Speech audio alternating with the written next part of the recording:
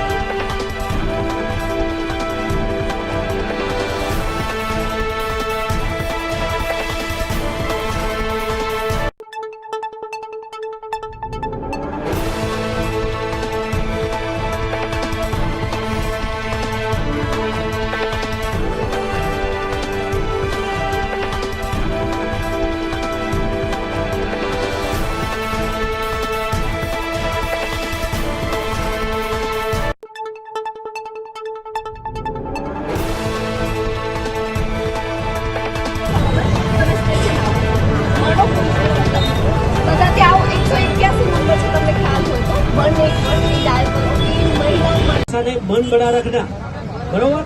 और कुछ भी हो तो रांदेर आ जाना, मुझे बताना, ठीक है।